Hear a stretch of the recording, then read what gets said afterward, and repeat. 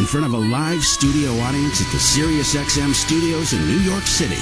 This is Artist Confidential with Evanescence. Thank you so much. It's great to be here. Nice to see all you guys.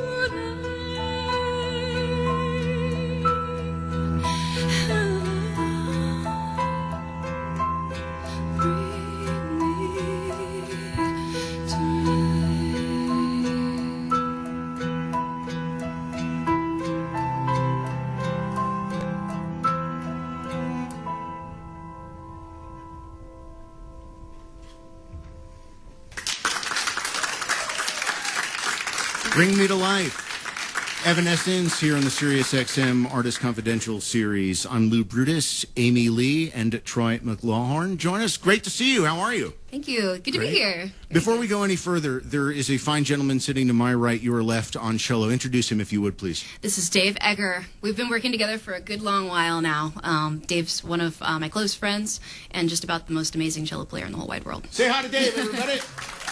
Hey, everybody. What's up? Now, I think Bring Me to Life is one of those songs that, at least in part, was inspired by your husband, right? That's true. It's kind of the song that brought us together at first in a funny kind of way. We just had known each other, you know, in a friendly way, just through friend of a friend kind of thing. And I don't know. had a secret crush.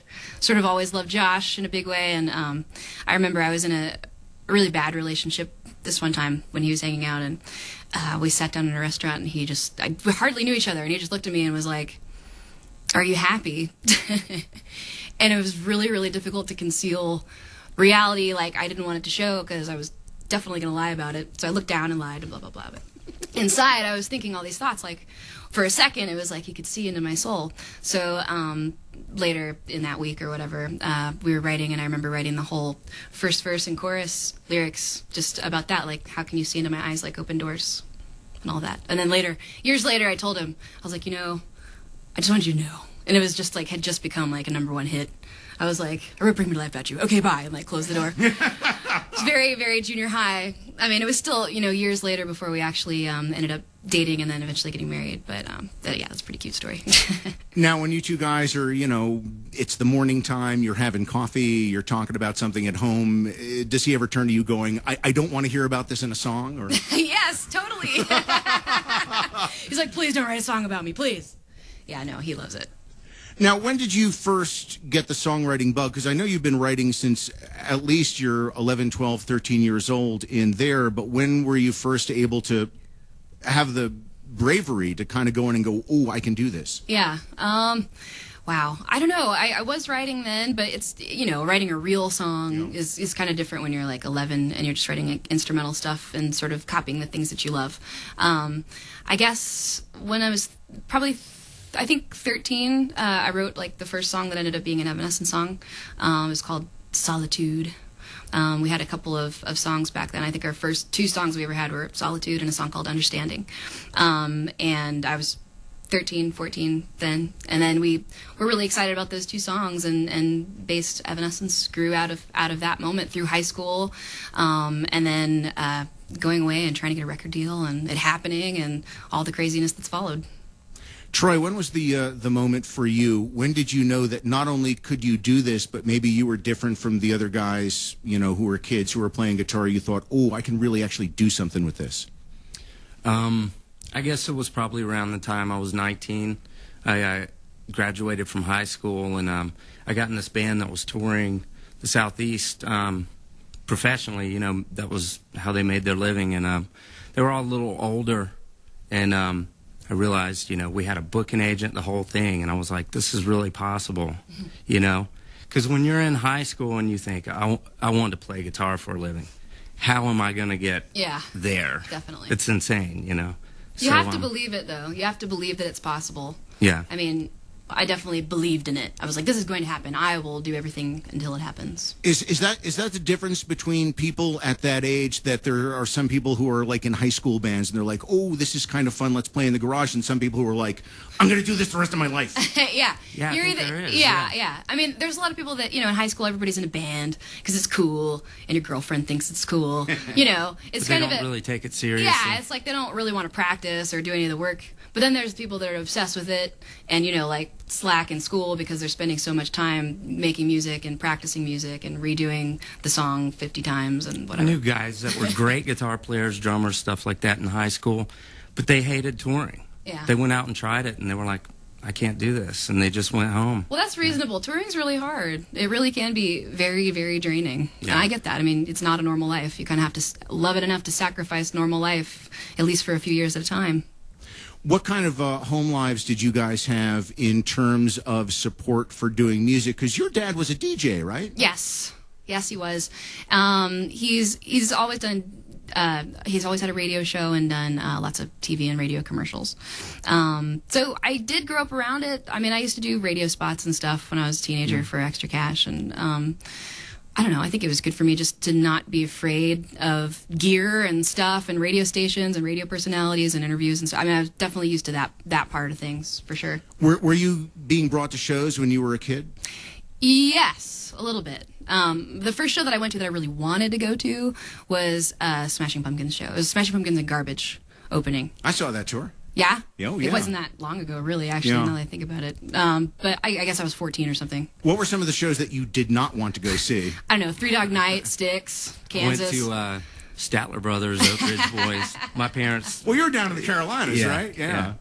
So I saw all of that stuff, which It wasn't so bad when I was a kid, but when I started to play guitar, I really wanted to go see Def Leppard and whoever. But it's always fun to go to a concert, though. Even those shows that were like my parents' kind of music, I liked. It was fun to go hear music. And we always played a lot of music in the house. My dad's a musician, too. After all that stuff, he plays like 5 or 6 different instruments. So all this was just rather natural for you. You just kind of...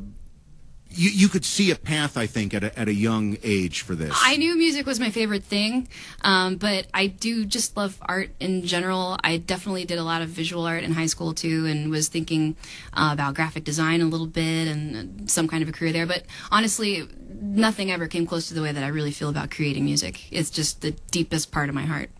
And with the graphic background that you have, does that mean you are easier or harder to work with when it comes to people creating visuals for the band? Well, that depends on if you're somebody who likes to collaborate, you know? Yeah. I mean, like, when we work with, like, a video director or, like, if we're making the album artwork or whatever, like, I always want to get involved with that. I always have ideas. And I want to make it because I think that it should be, you know, the closest representation of who we really are. Like, the music is one way for people to see, you know, a window into your soul, and the visuals should represent that as well and just give it another layer of understanding of where it's coming from, if that makes sense. So I want to get involved, and I think actually a lot of people that I work with really like that. They like having a vision and something to get excited about, not just throwing another idea together for the next band. Yeah, guidance is what it's all about, right? Yeah. Mm-hmm. Will you guys feel up to more music? Sure, let's do it. No. What about you guys? We're done.